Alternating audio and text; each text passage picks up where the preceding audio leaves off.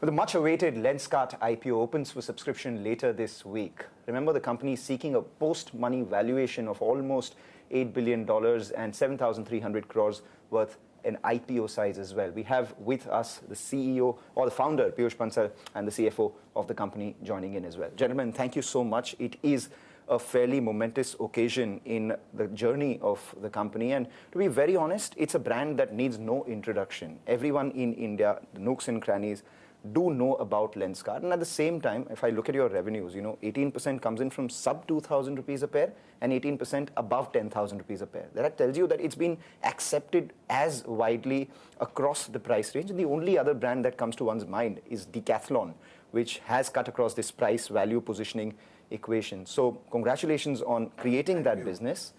More importantly, let's talk about the growth from here on, because what has happened so far is great. Now you're entering the world of capital markets. Now every quarter people will be asking you tougher questions.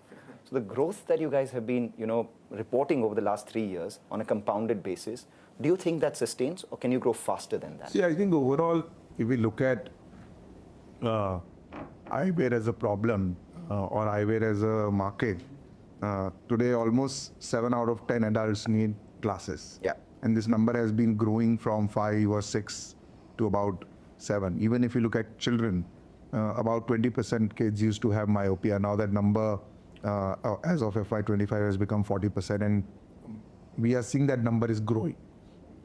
If we keep that in mind, our view is that the market will continue to grow. Market will continue to grow. And at Lenskart, as long as I think we can do more and more eye tests, which we have been compounding more than 50%. FY23, we did about 6 million eye tests. And FY25, we did 16 million eye tests.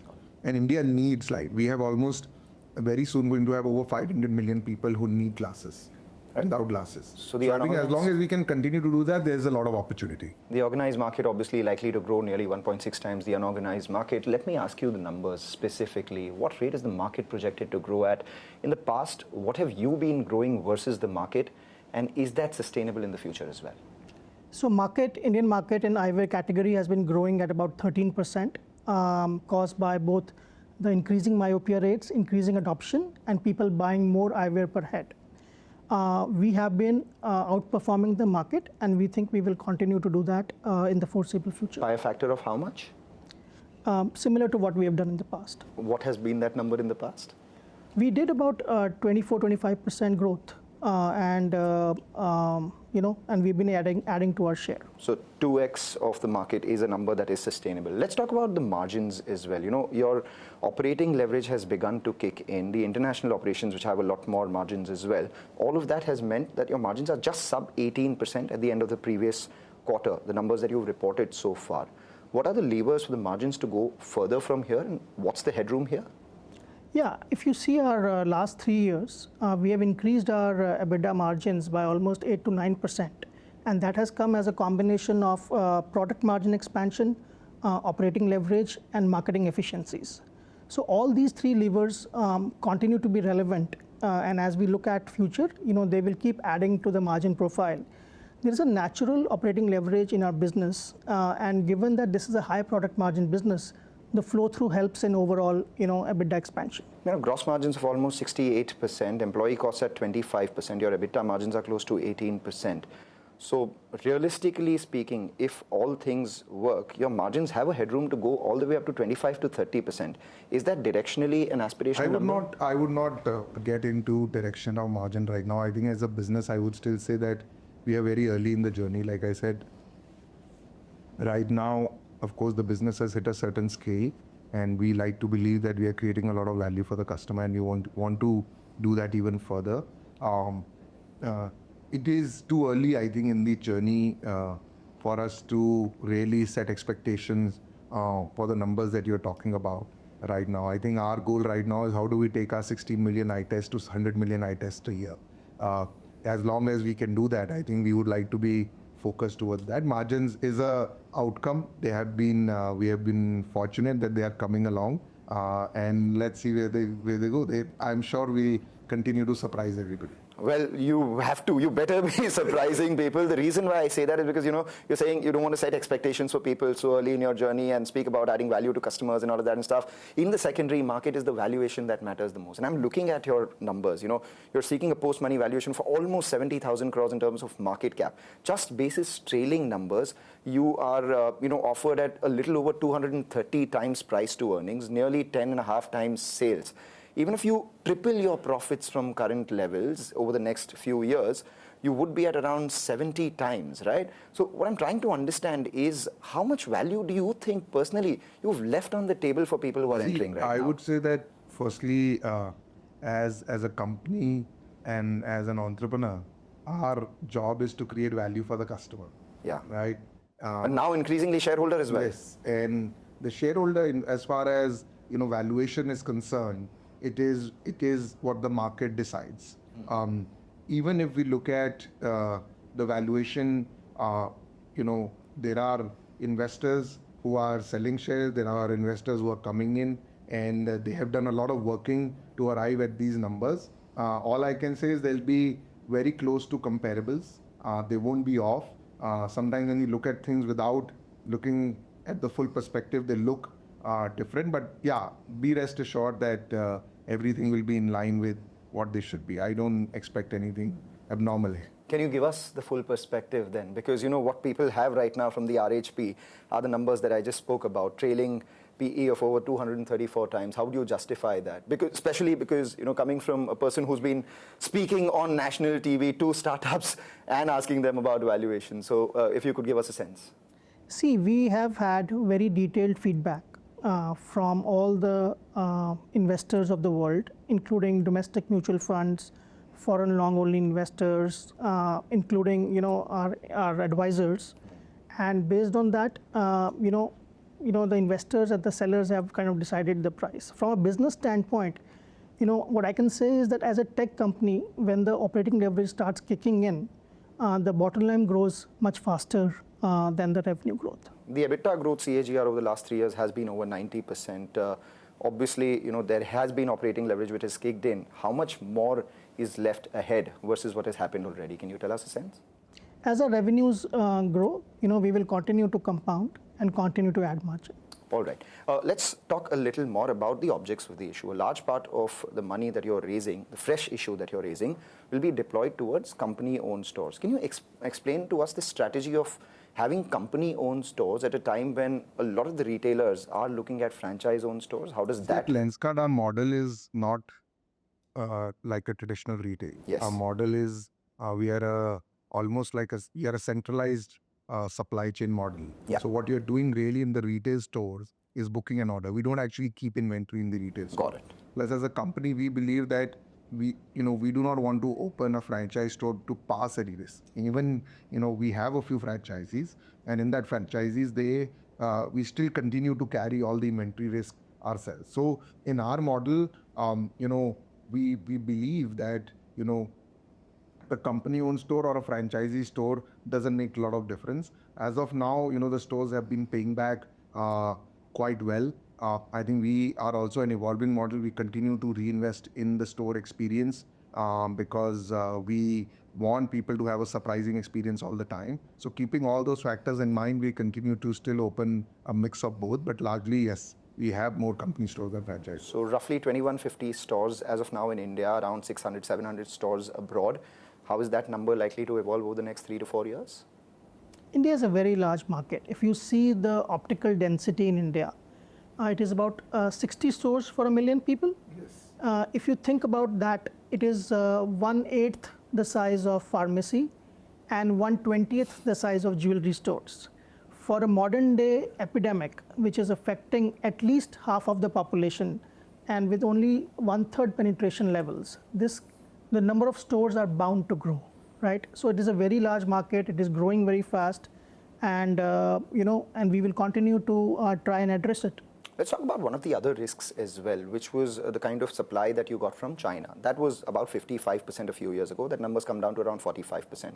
How much more are you looking to indigenize? What's the capex plan for, manufacturing in India, and how does that turn your return ratios? Overall, I think for most categories, including frames particularly, we are dependent on international markets for import. We have not had a supply chain ecosystem for manufacturing of frames, particularly in India. I think we are, as one of the key players in the market, we are making a lot of investment into bringing that supply chain ecosystem.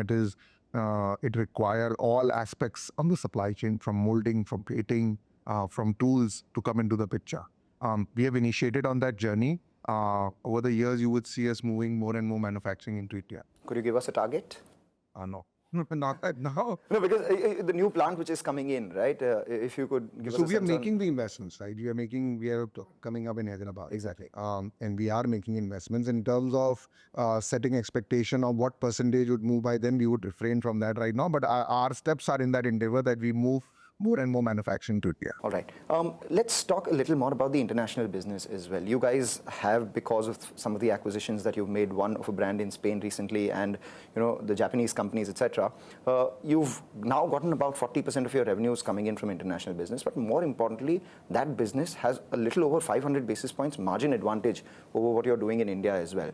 How is that mix likely to evolve over the next few years? See, overall, if you look at the journey of Lenskart, it depends on where are you standing and looking at. If you feel Lenskart as a company is just about there and now there is little room, I think as far as we are concerned in this category, the market is just beginning to open up. I mean, the amount of digital penetration we have in all markets, including India, the amount of the rate at which myopia is growing, one has to assume that you haven't done much right now. So keeping that in mind, there is a long journey for us. As part of that journey, there are two aspects that are very important for us.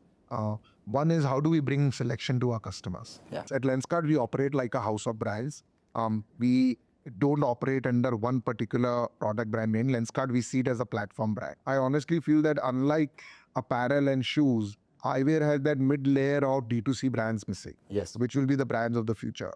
So, I mean, you have a Zara, you have an H&M, you have a Uniqlo in apparel, but in Eyewear, you either have the luxury brands or you have non-brand. So we are trying to create these brands of the future. And in that same strategy, we acquired Miller, which is a Spanish-based eyewear brand. We think it's a very cool brand. You should try it out. They've really created a huge sensation amongst a certain section of the population. And we are launching that brand in India as we speak right now in a few stores and going to more stores. And similarly, if you see Ondays, which was earlier the brand that we acquired, which is a Japanese brand, that is more around precision eyewear. And that brand is now a big part of the Lenskart story in India, as well as what we want to do in international.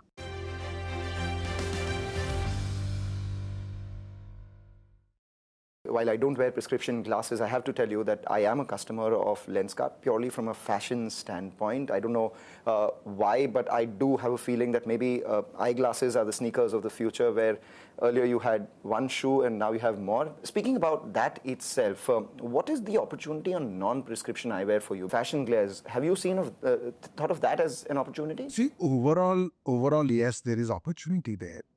And Miller, the brand which we have acquired, is predominantly a sunglasses first brand right now. So even in these sunglasses, a lot of work that we are doing is towards prescription sunglasses.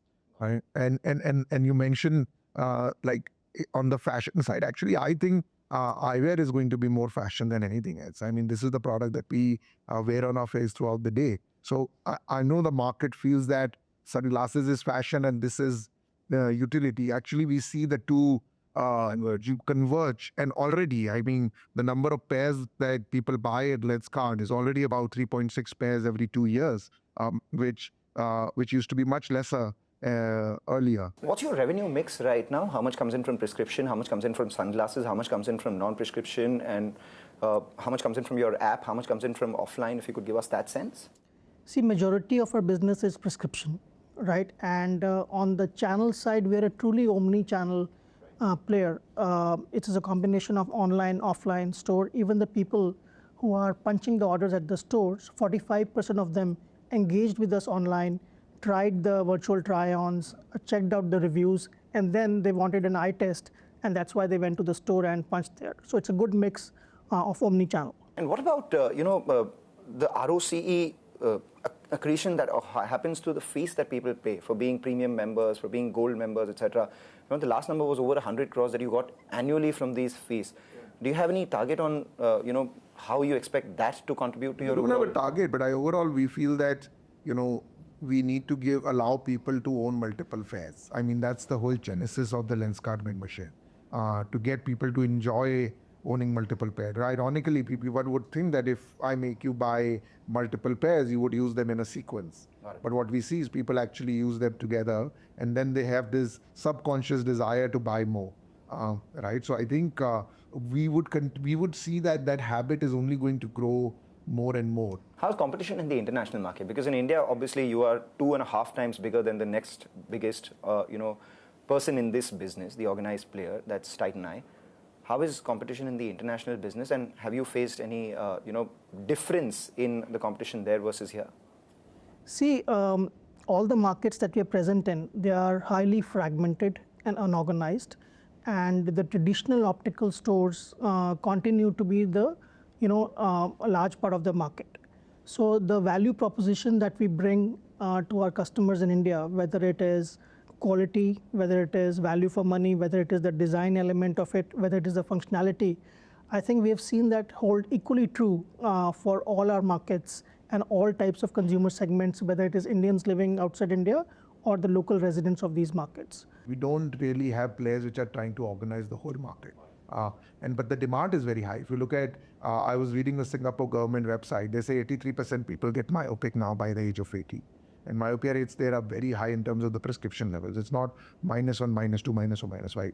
And the solutions that are available across these markets are quite expensive. And there's a big gap in the number of optometrists that are available to do the eye test and the number of people who need eye test. So I actually think there is a huge gap here. And it will require a certain amount of scale to be able to solve this problem. And I think so we are looking at this as a combined market, India, Southeast Asia, Middle East, and Japan. And India is definitely at the core of the technology and the supply chain that we are building. What do you make of people who wear contact lenses? I mean, we have a brand called Aqualens, which is been growing again. We have been trying to use the fashion approach on color lenses. It is one of the key brands right now, and in prescription also it is. What's its size right now, and where do you see that going? It is, overall contact lens market in India is only, I think, in somewhere in the $100 to $200 million size. So it is a market which I think in the years to come will explode. There are events in the Southeast Asian market and China market where, I still remember a story in Southeast Asia. There was a lens that was launched, which wasn't a color lens, but you'd make your eyes look bigger.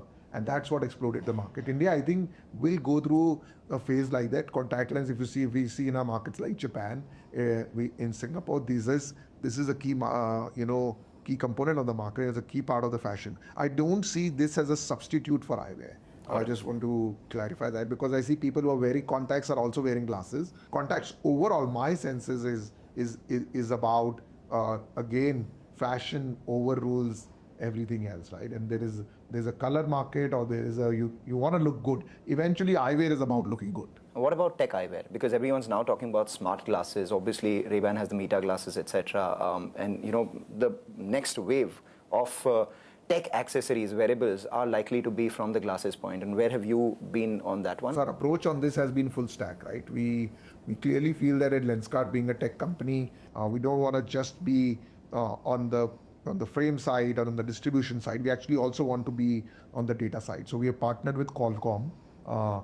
We would have a camera-based glasses coming out in the near future. We recently integrated with UPI, where you can make payments. So the way at least I'm looking at the world right now is that we had laptops, and then we had mobile phones, and laptops still are a big part of our everyday life, but there are activities that move from the laptop to the phone. And similarly, there are activities which I think would move to the smart eyewear. One such example is payment. Second such example is monitoring the diet that you're eating every day. I mean, it is kind of uncomfortable to take out your phone, scan, and check the calories. So similarly, for visually impaired people, this is a huge use case. In corporates for delivery ecosystems, in warehousing. There'll be a lot of use cases. So I think what we are doing is we are investing in the full stack. I think it's time that we start innovating this. So at Lenskart, we are taking a slightly longer term bet. So we have put a team together. We are designing the hardware. We're designing the firmware. We have all the best partners. And we want to create world-class smart eyewear out of India. All right, we take that point. Let's wrap this up with a quick rapid fire, and we'd like you to, give as many numbers or as many, nuggets as possible in as little time. So let's start with the first one. Let's, market share. No projections. No projections. Current market close to 70,000 crores. Your revenue 6,600 crores. Sub 8% market share in India. Where do you see this headed? Well, it's too early. I mean, we would want to, like I said, Maruti gave the comfort of four-wheeler to India. We would like to give the comfort of vision to India. We would want to give vision to 1 billion people eventually. All right. Your margins from here on go how much higher? Higher. Much higher, not much higher, or very much higher? It is, I would say... I think priority is right now growth. We are very small market share. Okay. But we will, the naturally flow through will be the compounding of margin. All right. And very early in the journey, let's see. Revenue growth aspirations. You said growth is your target, India and international markets. Give us a sense. And we have been growing well. I think can we do more? Yes. 30% CAGR over the last 3 years. I won't set any expectations. No, that's been happening over the last 3 years. So obviously. Yeah. Let's see. I think I would say that we are still very early in the journey. Okay. 60% revenue from India, 40% internationally. Does that mix stay the same? It will keep changing depending, how things are at different stages. Right now in India, we are in a high scale mode. We have been adding about 300 plus stores a year. International, we are integrating our tech. I think less relevant, I would say. It is something that you will see will evolve over the years. But international continues to be a good focus for the company. 4,000 stores by 2030? Again, I would say... Possible? Definitely. I mean, India has 80,000 eyewear stores, approximately, conservatively. We have 20 times more jewelry stores in India. So one would say, can you add at least another 80,000 optical stores as a country? Yes. Right? Out of that 80,000, let's see how many Lenskart has. All right.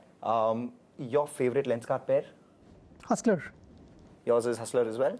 As of now, but very soon it's going to be something else. And looking forward to wear our camera glasses. I keep playing with them. There's one in my bag right now. I don't want to show anyone. I like the new Meller as well. You like the new Meller as well? Actually, yes. The Meller. The Meller is quite cool. A competitor's product that you really admire? Decathlon. Not a competitor. Right. I'm all about Uniqlo. I am top to bottom Uniqlo. 1,000 crore PAT by 28, FY28. Is that possible? On a 10,000 crore revenue base? I won't comment on that right now. Our Q1 numbers are out. You can look at them. All right, we do that. Thank you so much for joining in. Wish you good luck for this IPO, and more importantly, valuations. You've said that they're based on certain parameters. There is a growth opportunity here. Let's see what the market says. So as they say, over to the markets. Thank you. Thank you.